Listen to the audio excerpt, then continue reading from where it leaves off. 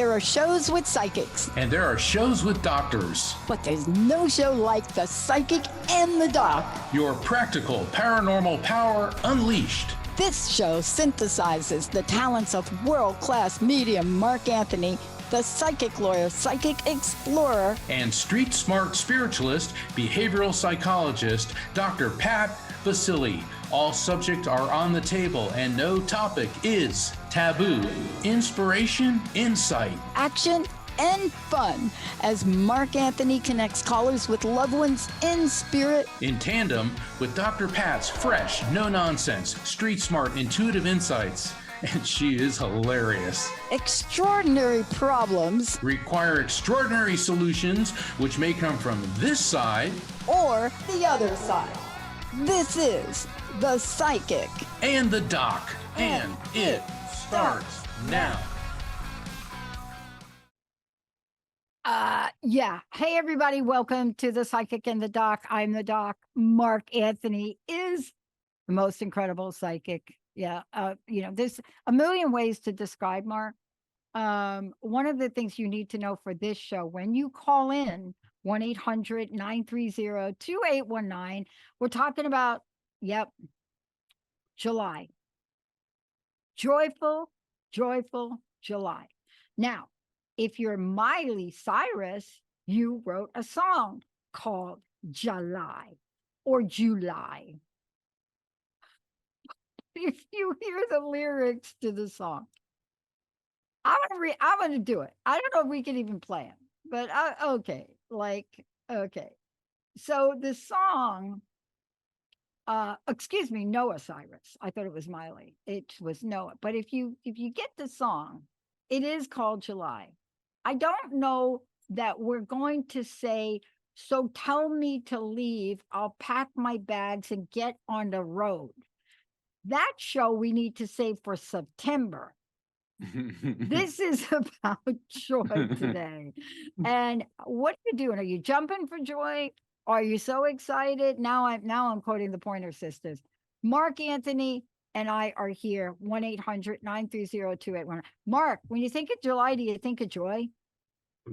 I do. And you brought up an interesting point. Are you jumping for joy, or are you looking for joy?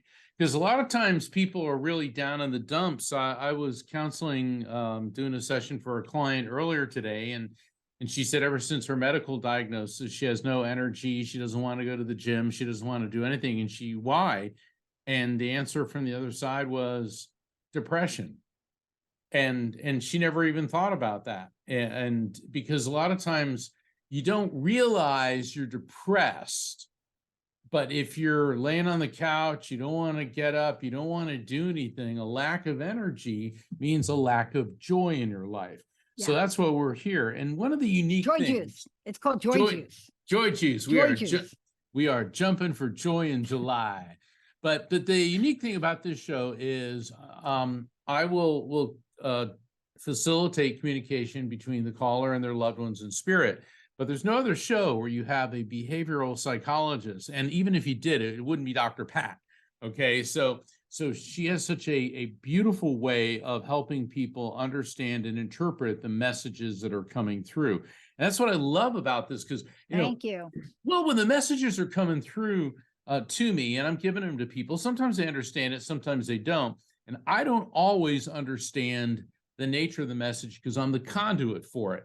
And it helps to have an objective third party, particularly one who is educated in interpretation, because I see a lot of the interpretation that you do, Dr. Pat, and I've heard this from other clients, it's like dream interpretation, because we are getting these images. And so that's really really very helpful for the callers. And like Dr. Pat said, it's 1-800-930-2819. And so I gotta call into the show for myself. Okay.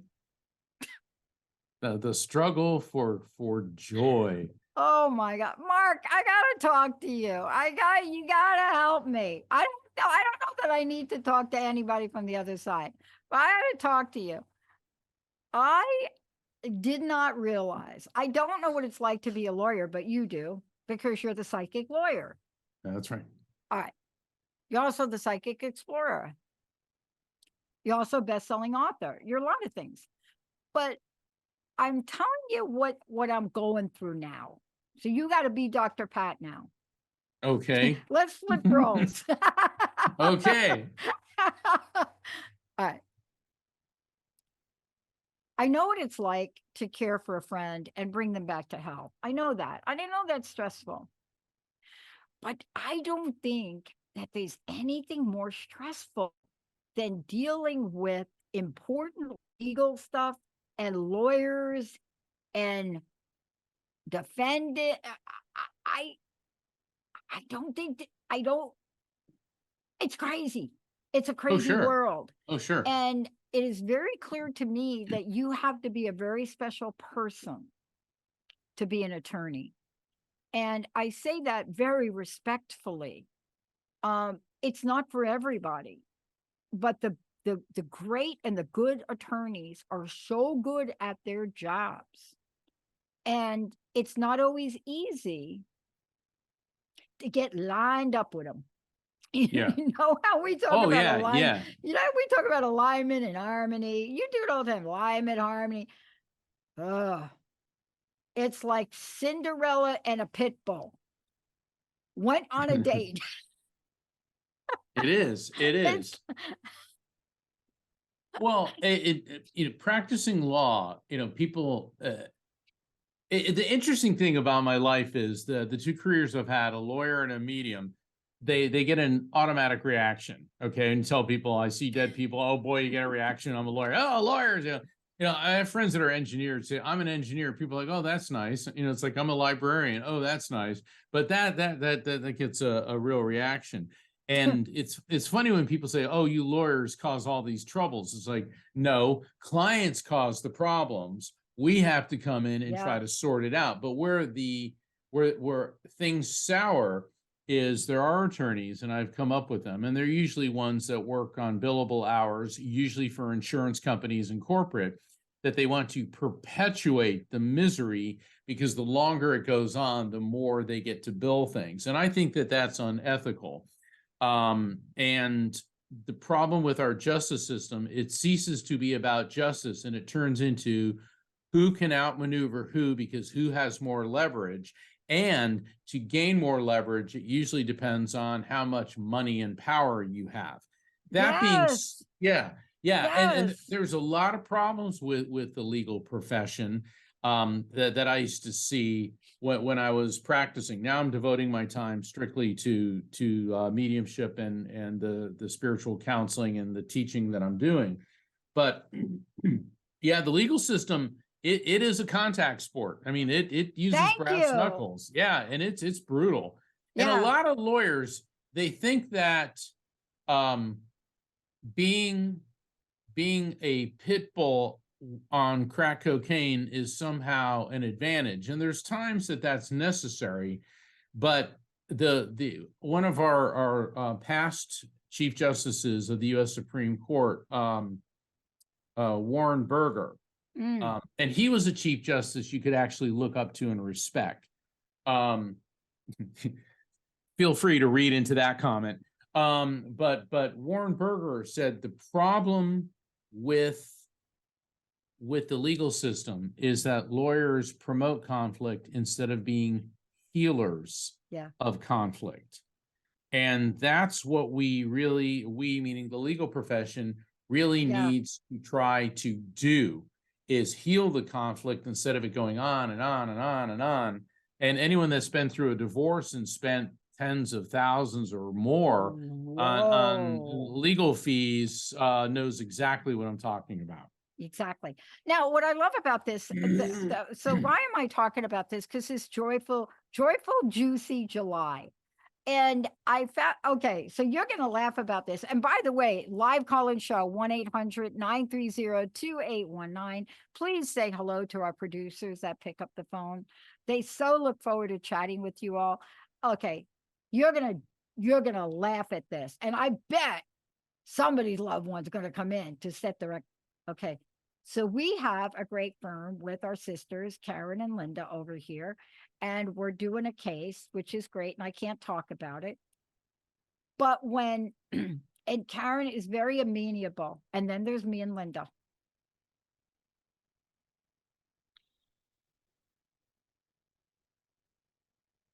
When you are the pit bull and you're not the lawyer,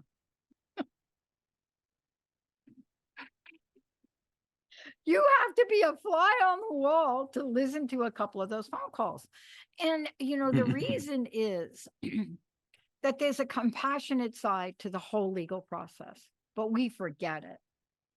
And there are compassionate side to the process of what I'm going to say victims, because that truly is what's going on here, go through, right? Yeah. But sometimes you get so caught up in the minutia Oh, yeah. of an email that it's the last straw, and you forget and you lose your joy. And the reason I'm talking about it is because we caught ourselves today and the other day, and I'm going through and I'm editing a reply statement, and you catch yourself and you think, I'm not the epitome of joyful July, and I know that I can be. So what am I going to do regardless of the things that pop up in your life? Look, none of us are Dr. Pimple Popper. You understand? We're not that woman. That's not our profession. That's her. She's making a fortune off that show, and she does a really good job, by the way. That's not us. So how do we handle the situation in life that come up that keep our energetic high vibration and frequency in flow? Now, you know about frequency, so tell us how we do that, Mark. It's easier said than done. Everybody goes around, oh, keep your energy up, keep your energy up. And I had one of my colleagues say something that I just love. Anyone can be spiritual when you're sitting on a mountaintop in Sedona. It's when you're stuck in traffic in LA and you've got to be at an appointment in 5 minutes, and there is no way you're ever going to get there. Now, there's the test. Because, I hear all these people, oh, we went to this retreat and it was so spiritual and we were like in the woods and blah, blah, blah. It's like, well, yeah, no kidding. Exactly. And nature is very healing, and communing with that is very positive, but you have to take that vibe and then see if you can, or not see, but try recreating it here. And sometimes to do that, it's as simple as inhale through your nose, exhale through your mouth, and realize that you can't control everything. Right. And that's a real important thing to do when you're talking about the legal system. And I'm not able to disclose. So everybody, y'all are going to have to read between the lines, but I'm telling you, when your attorney is not the pit bull and you got Linda and me and we are considered the pit bull, there's either something very right about that, something very wrong about that, or there's nothing there at all. And you just got to figure it out. But Mark, you've been on the other side of this. What happens when people are being bullied, victimized, ignored, right? And the hard part when you have the pit bull client, if they will listen to their attorney, that's fine. But I've had people that in the middle of a trial, I remember there was this elderly man, and the judge is retired now, so I can say this, the judge, and I won't mention his name, was a complete jerk. Our client had open heart surgery. He was a mess, and he had all types of physical problems, and the judge wouldn't let us take a break so he could get some air. And the arresting officer was this young female police officer, and she was on the stand, and she was saying, all of a sudden he yells out, "You're a GD liar," like that in courtroom. And it's like, oh my God, this was not helping his case in front of the jury at all. And the problem, and the judge is like, control your client. And we approached the bench and said, Your Honor, as I have repeatedly tried to explain to you, my client he's in the early stages of Alzheimer's, and he's a heart pain. The judge didn't care. And see, and that's a big problem because It's a it was big very, problem. it's a big problem. You could clearly look at the man. I had the medical records. It wasn't like I was just blowing smoke. And judges are a big part of the problem. Some of them have the rubber backbone and they won't do a thing. And I remember that one of the first judges I was ever in front of, I was a young prosecutor, fresh out of law school, and there was this judge. I'll call him Judge Omar. That wasn't his real name. And he was paralyzed on one side of the face, and he had this gravelly voice. And this guy did not take, you know what, from anybody. And it was a bench trial. A bench trial means there wasn't a jury there because it was a second-degree misdemeanor. This car had driven by, there was a police officer and a couple of civilians standing, and somebody threw a beer bottle out of the car and almost hit these people, and the cop witnessed it, but they didn't know who was driving. So there were 4 people that were in the car. They got apprehended and they brought them, and they're in court, and the judge said, "So who was driving?" And "Not me, not me, not me, not me." Judge goes, "So there's 4 people in the car, nobody was driving." "Not me, not me, not me, not me." And he kind of looks over at me, then he looks at them and goes, "So who was driving? A ghost?" And they go, "Not me, not me, not me, not me." And he goes, "Okay, here's how I'm going to do this. All 4 of you are going to get 30 days in jail unless I find out who's driving." 3 of the people immediately point at one guy. "He was driving." And the judge goes, "Aha," like that. And he goes, 30 days. And so the bailiffs grab the guy and he's screaming and they drag him out of the courtroom. And the judge said to the other 3, "If I ever see any of you in here, you're going to be sitting right next to him." And they ran out. And I'm sitting there like horrified because in law school, of course, most of the professors, very few of them had actually practiced law. They're a bunch of academics. "Oh, a trial is a very formal proceeding, blah, blah, blah." Yeah, well, when you get to the nitty Oh, gritty dirt under the fingernails, judges have to put up with this. Like when I watch Judge Judy, people go, "Oh God, can you imagine?" I've been in front of judges like that my entire life. It's like one of my favorite legal movies is My Cousin Vinny. My oh Cousin my Vinny. gosh, I love that movie. And it's so realistic because a lot of judges act like that judge. It is so, it's such that's such an interesting, and look, we're talking about stereotypes. It's fascinating. And what I love about this is, I got into a conversation with someone the other day. I actually didn't know I was stepping in it. I didn't know. Because sometimes I'm just like, okay, I can talk about whatever you want to talk about. But I was thinking about, especially in the spirit of the 4th of July. Now we just honkered that puppy down, Yeah. right? And I'm in New Jersey at the moment, and I realized I live in a place. So y'all, please don't email me about what I'm about to say. It's not hurtful and it's not mean. It's just my perception.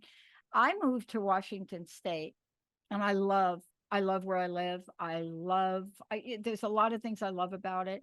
I love how kind they are to people that don't have money and don't have support and don't have housing. There's something about that appeals to me. Okay.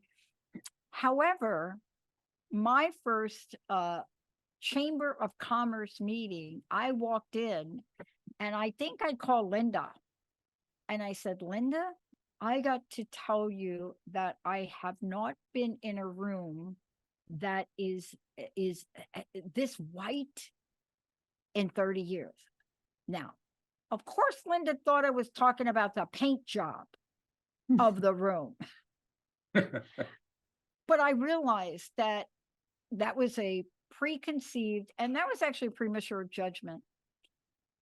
I was just stunned by it. And I lived in a place, New York, New Jersey, and I'm here now.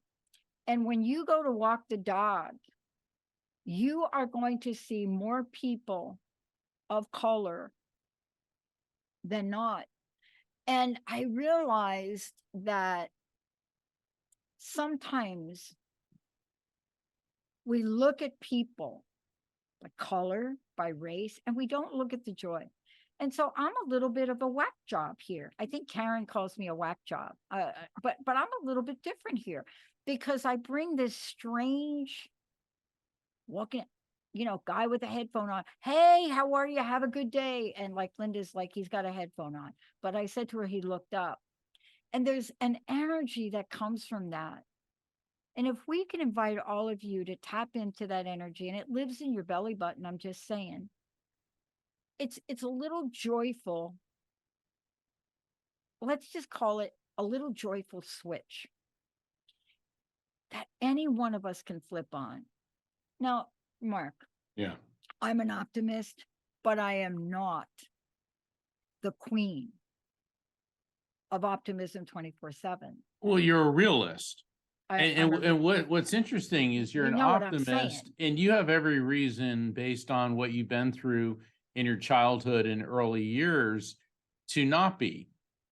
Okay. But drawing upon those experiences, you realize that they don't control you, you control you. And I that's a do. yeah, that's a big thing a lot of people miss out on, is letting yesterday take up too much of today. And we all do it. People say, "Oh, I never think about the past." Yeah, you do. Anybody that has had a childhood, which is everybody, thinks about things. And not all of our childhoods were wonderful and sparkling and, a Hallmark, TV special. A lot of times it was very, very difficult. A joy, and people think that to be happy, it's like a swimming pool. You jump into the pool of happiness and you're wallowing in happy. And it's like, a better way of looking at it is look at your life as a tapestry, and each experience is a thread in that tapestry. And so when you leave this world, when you transition or you're about to, and you look back, the question is, were more of the threads joyful or Yeah. unhappy? Yeah. And who is it that had control over whether they were joyful or unhappy? Now, sometimes circumstances are beyond our control. Certainly, the people we're all rooting for and supporting in Ukraine.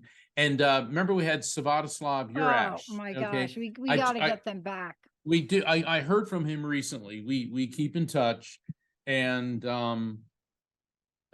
they're very hopeful that the tide's turning, but his city today, Lviv, was hit real heavily by a missile attack. So everybody, please keep the people of Ukraine, the people of Lviv in your thoughts and prayers. But think about those people. Well, I remember the days before the invasion started, they showed them, they're walking around drinking coffee. I And yeah, know. it could have been a scene out of I know. Chicago or New Jersey, or because they look like us, and their cities were nice. And then in a day, circumstances beyond their control Yeah. started. So certainly there are times when circumstances dictate what happens. But taking that aside, you do have to realize there comes a time when you have to grab life by the scruff of the neck and say, "Hey, I'm not going to be miserable anymore." You do. I love that you're talking about this. I was sharing a story with somebody I talked to today, and they were asking me a lot of questions about my life. And I recently did a talk in Chicago, and I shared a lot of it in a little cool slide presentation and so forth. And people were shocked. I had people there during, afterwards, email me, contact me. I also had book agents say, "You got to write a book about that." And I'm like, oh my God, that was like one of the toughest journeys I ever took. But they were like, we'd never know it, Pat.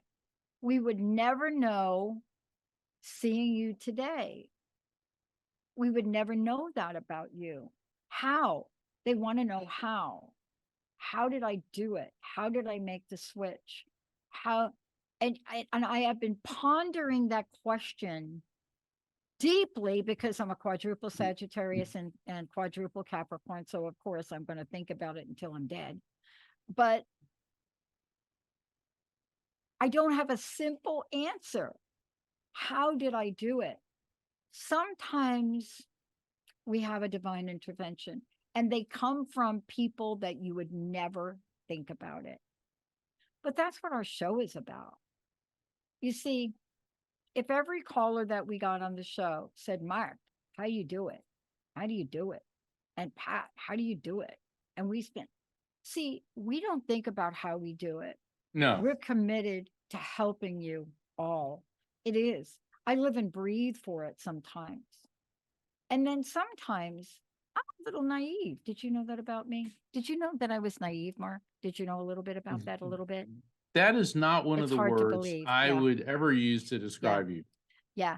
I'm not sure the exact word. I know people are really shocked when I say that. How does it show up for me? I think you're a little bit the same way. It shows up because somebody will walk up to you, like Mark.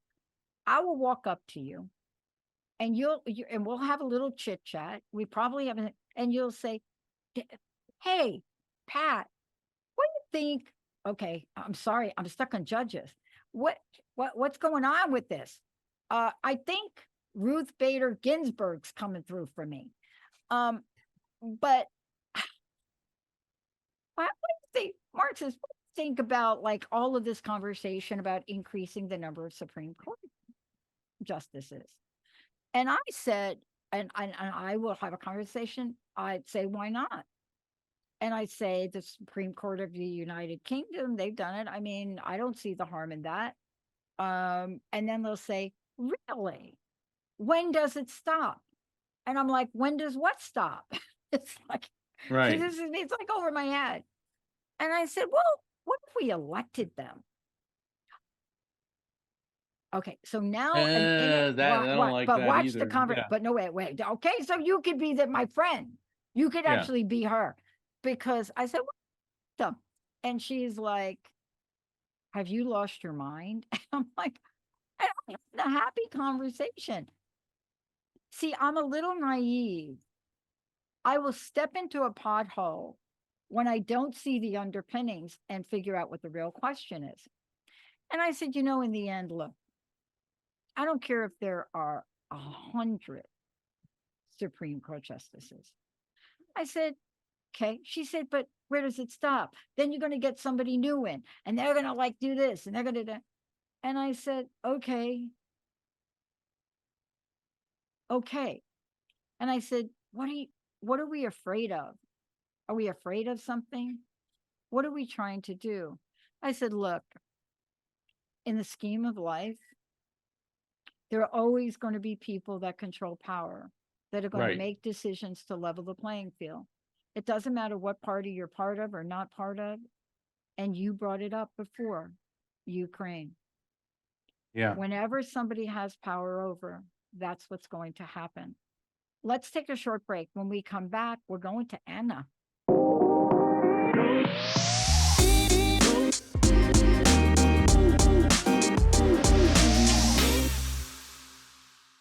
We're back. You're listening to Psychic and the Doc. Look, we always get Anna will be right there, I promise. Mark, before we bring on Anna, again, I know you're super busy. I know you're doing a lot of great things. People may not know about your book. Can you get everybody caught up here? Absolutely. Please visit my website, which is afterlifefrequency.com, which is the same as my latest book, The Afterlife Frequency, afterlifefrequency.com. And you can sign up for my newsletter, my calendar of events, find out about scheduling a reading with me. And not only will you find out about every week with the Psychic and the Doc, because Dr. Pat and I are here for you, this Saturday, Saturday night, which will be 10 p.m.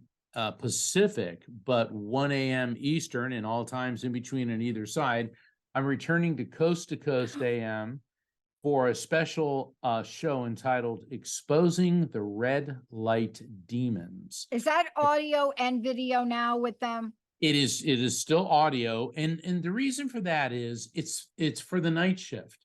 Think about the people that are working, they're working real hard, our truckers, our healthcare people, our security people, our first responders.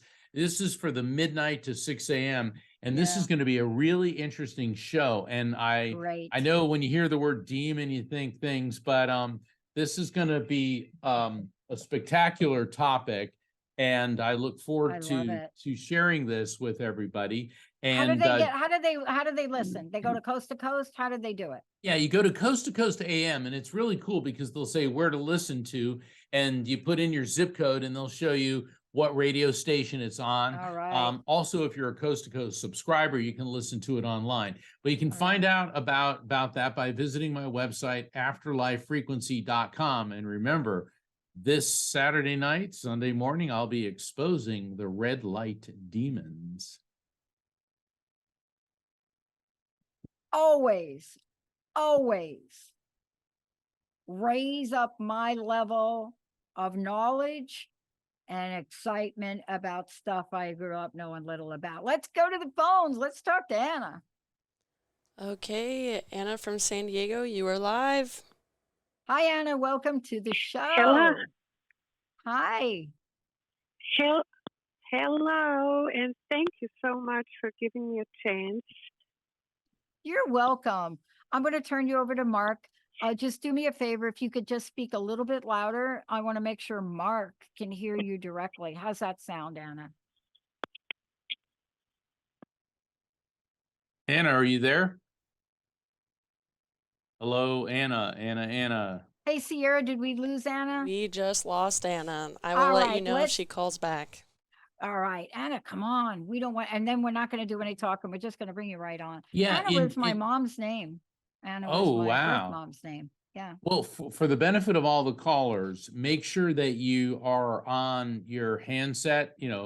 Don't do this on speakerphone. And if you have your computer speakers or your radio on, turn those off, because what happens is speakers in the background create a feedback loop, and we'll get screeching and distortion.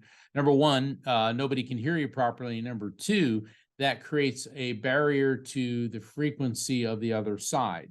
So we want to make sure everybody comes through clearly. So Anna, if you're listening, we are waiting for you to call back in. Yeah. So let me ask you about this, because I'm going to talk about the upcoming show you're doing there on Coast to Coast. Oh, wait, Anna's back. wait, Anna's back. Okay. Come on. All right, go Sierra. Let's bring Anna back. Okay, and Anna, you are Hi, Anna, are live you again. there? Hello, do you hear me now? I got you now. Just speak a little bit louder. I'm going to turn you right over to Mark and have some fun. Go ahead. Hi, Anna. How you doing? Hi, I'm fine, thank you. On the way to the beach, and wanted to tell you, I've just finished reading your book, Afterlife Frequency and Evidence of Eternity. Wow. Oh, wow. And- Thank you. And was impressed, just as always, when I listen to you, Mark, and I follow you on helping parents heal, and can relate very much, as I came from the very similar background, the coast of Croatia, across from Italy, Yes. where your mother came from. Yeah, my and, mom's family. Yeah. Yes, and I had the scientific and still do engineering job, so I truly appreciate people like yourself, and you're my shining star and my God. motivation. Thank you. Well, thank you. Croatia has a long history of science and technology. Yeah. And so I really appreciate your very kind words. And okay, so let me see who I can pick up on connected to you. I'm getting a female energy coming through. Now, she could be on your generational level, but she could be on the one below it. Let me work with her a bit. And what I'm getting with her is this heavy sensation in her lungs. And I'm getting this labored, difficult breathing. And the interesting thing about this, Anna, is that this seems like this was not a long, protracted condition, that this hit her pretty quickly. And I'm getting this heaviness in her lungs, and then I'm getting a numbness in my face. And I feel that her passing was pretty quick. So something was going on with her that sent her into cardiopulmonary. It's like atrophy. In other words, her lungs and heart really started to slow down. Then I get the numbness in her face, and then she passed. different causes of death may have a similar or do have a similar physical sensation. This could be like a stroke, heart attack, but this could also be, this feels more almost like some type of drug interaction or when I say drug overdose, it doesn't always mean illegal drugs. It could be a drug interaction. Do you recognize this person, Anna? This sounds like my grandmother, and at the time there were no drugs of any type, but she did have a stroke, and then afterwards passed the way you described. Yes. Oh, okay, yeah, So because what I was getting is the grandmother. numbness.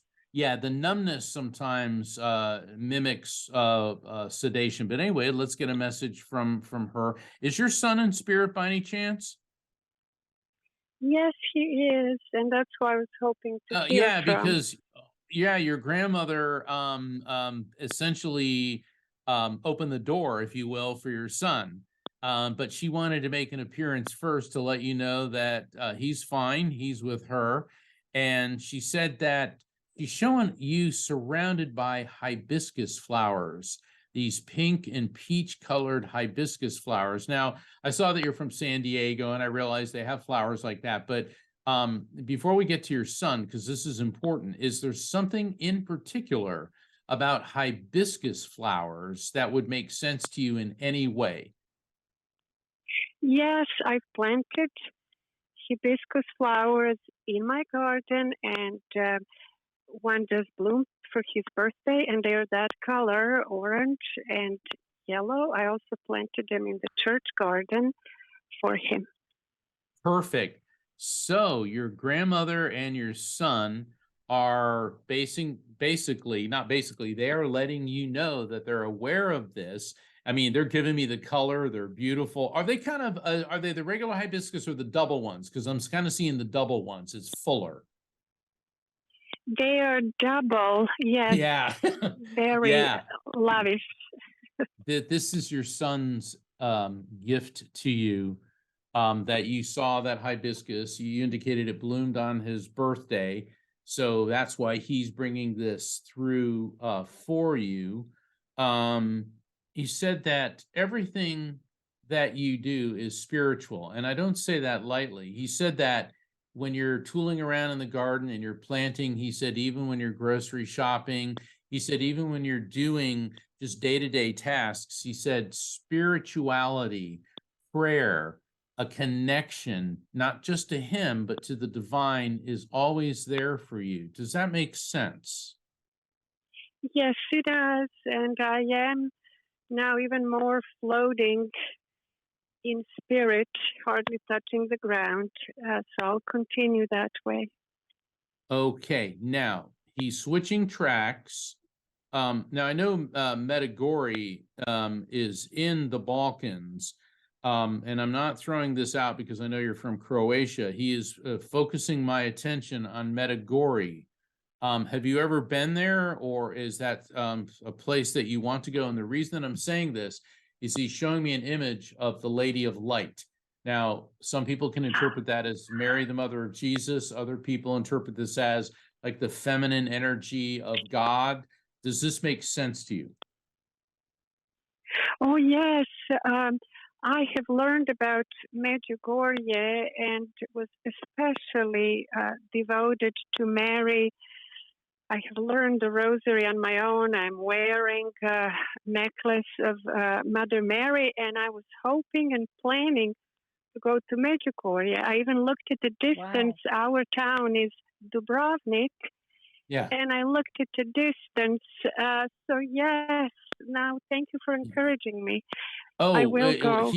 He's the one encouraging you. He said, because this is going to, I don't want to say help you. He said it's enhance you. In other words, when you go there, you're going to feel a real connection. He said this is going to be very therapeutic, very healing. This is a beautiful spiritual pilgrimage that you have to do. Now he's switching direction here. He's showing me a hypodermic needle. Now, Hypodermic needle can mean a number of things. Let me go through this before you respond. Sometimes it means somebody that has to get a vaccination. It could mean drug addiction, because sometimes it's my trigger for people who, shoot up drugs. But it could also mean somebody that could be coping with diabetes. And it doesn't necessarily mean that you have to inject insulin. It's just one of my triggers for diabetes. This could relate to him, this could relate to you, or someone close to either of you. Does this, Anna, make any sense to you in any way? Yes, it does. Okay, in what way? Um, I just spoke today to my mother, and she's been having diabetes for a couple of decades, and due to her age, close to 84, and health issues, I haven't been able to tell her yet about losing her grandson. And so I'm preparing for that difficult trip to go and announce Oh, to my mother, and we just spoke today. yeah, and I'm not being flippant when I say this message from your son. It's like, make sure that she has taken her medication first. You said because the news of her passing is going to be like a major blood sugar. I mean, you understand how that feels. It's going to be very, very difficult for her, and he appreciates how you are, he said, embarking on this mission. He said, Mama, the one Yeah, thing that's how he about you, yeah, he said, you are relentless when it comes to love.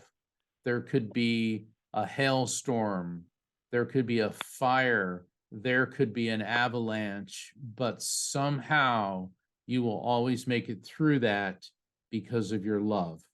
And that's his message for you. Dr. Pat? Mm. Thank you. Anna, don't you feel how miraculous this is really when you really lean Yes, into it? Isn't it special? Right? So hopefully this removes any doubt or hesitation that you might have had about taking that trip. thank You you. know what I Yes, mean? Whether and I you I called. don't yeah, go ahead. I called into the show. Do I listen to you often? And I was heard one more time since it was half past to just listen. And I didn't even ask, but I truly missed my son, and I was pondering about everything. And you gave me a chance to Yeah. talk to you. And when I Yeah. got disconnected, all of a sudden my phone started playing this Croatian song, and I have not touched my iTunes since Christmas, when again it played on its own. So that was such a sign. I just wanted to share. And Mark, you are correct. My grandmother, the one that you mentioned, was telling me the Yes. story, and was always the same, how she had an apparition of her own mother after she passed, and she was wide awake. She was actually in the backyard nursing my father, and her mother appeared in front of her in a full apparition, beautiful, and was there for several Oh, minutes smiling until some dogs barked. And for over 10 years, she always said the story the same way. So it was definitely real. Mm, yeah. definitely. I think when you go on this trip, Anna, what's going to happen, there will be a deepening. I don't know how to describe it to you, but it's a deepening. It's a deepening of a connection. It's a deepening of love. Mark, do you know what I'm trying to say? It's a deepening. Exactly. And so please do not deny yourself that trip. Work gets in the way, this gets in the way, but none of these things, right? None of these things are more important than that connection for you and that trip. You have to be able to love yourself enough to give yourself that gift. Does that make self Anna, does that make sense? Yes, I've been contemplating for quite some time and researching and reading all of the healing stories. And I knew that's part of my trip, including then hopping to Italy to Oh, see the yeah. Church of Oh, Francis yeah. of Assisi. Yes. Last time I was there, I visited some other monasteries and got a lot of beautiful healing and knowledge. And what's interesting, I received as a gift a little bracelet with Mother Mary that a friend that visited Medjugorje and reached the healing brought back and gave it as a gift. So I often Yeah. look at it and pray. Beautiful. Well, Thank this, you. yeah, have- thank you. yeah. Yeah, go ahead, Anna. Just a very quick question. My son was a beautiful young man. This was unpredicted, unexpected in his full bloom. But he was a nature lover, worked on patents to help with global warming and the planet Earth restoring to how he said the way it was in the beginning, to plant trees, to help. And while he was about to spread his wings, this accident happened, but he left so many beautiful paintings and writings. And so I just wanted to collect it all and leave in his honor a memory of this beautiful young being that came here to just share love. They used to call him Young Jesus when he grew up and had a bit of a beard. And so, how do I, if you had any advice, I would love the memory of someone so young yet so aware and with so much love for the world. Shares the message and that inspires other young people. Let's see what he has to say. This is interesting. Wow.